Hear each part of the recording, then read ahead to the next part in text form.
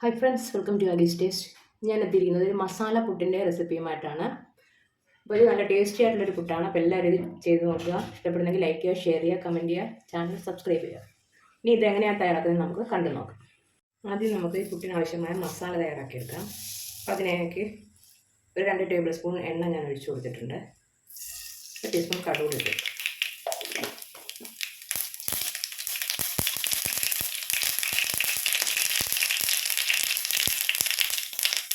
ഇത് 3-4 വെളുത്തുള്ളി ചെറുതായിട്ടായിരുന്നു.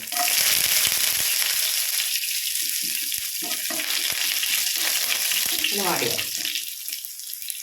വെളുത്തുള്ളി മൂത്ത് വന്നിട്ടുണ്ട്. ഒരു ചെറിയ സവോള അരിഞ്ഞത്, ഒരു പച്ചമുളക്, രണ്ടുപേരും നല്ലതുപോലെ വഴഞ്ഞെടുക്കാം.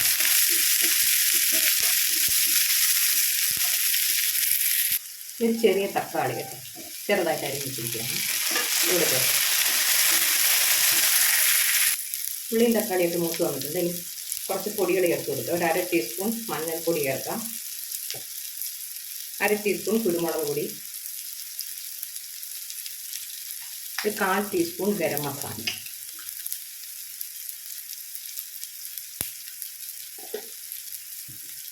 ആവശ്യത്തിന് ഉപ്പും.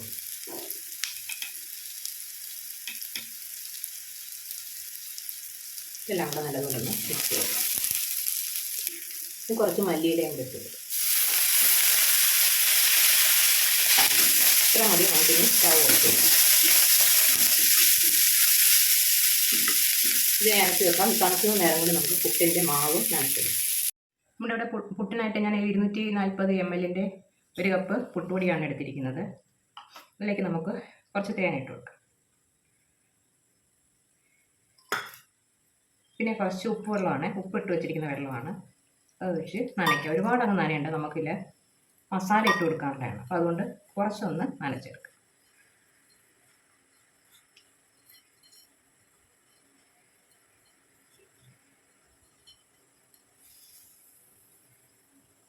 കുറച്ച് വെള്ളം ഒഴിച്ചു. ഒരു 2 കൈ വെള്ളമേ തളിച്ചിട്ടുള്ളൂ കേട്ടോ.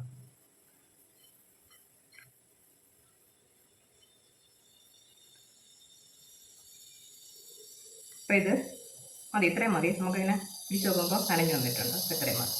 ഇതിലേക്ക് മസാല ഇട്ട് കൊടുക്കാം. നമ്മളെടുത്ത് വെച്ചിരിക്കുന്ന മസാല ഇട്ട് കൊടുക്കാം.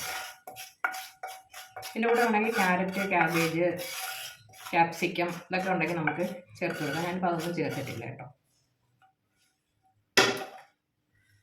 ഇതെല്ലാം കൂടെ നല്ലതുപോലെ മിക്സ് ചെയ്തെടുക്കാം.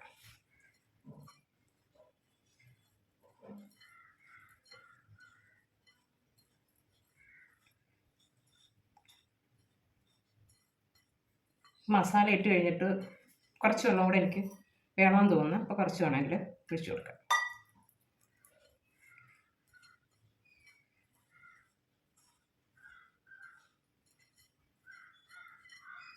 ഇത്രയും മതി. ഇനി നമുക്കിത് പുഴുങ്ങിയെടുക്കാം. നമ്മുടെ പുട്ടുകുറ്റി അങ്ങനെ ചൂടായി വന്നിട്ടുണ്ട്. അപ്പോൾ അതിലേക്ക് നമുക്കിത് സാധാരണ പുട്ടിൻ്റെ മാവ് നിറയ്ക്കുന്നത് പോലെ നിറച്ച് കൊടുക്കാം. തേങ്ങയും മാവും കൂടി ഇടലർത്തിയിട്ട് നിറച്ച് കൊടുക്കാം.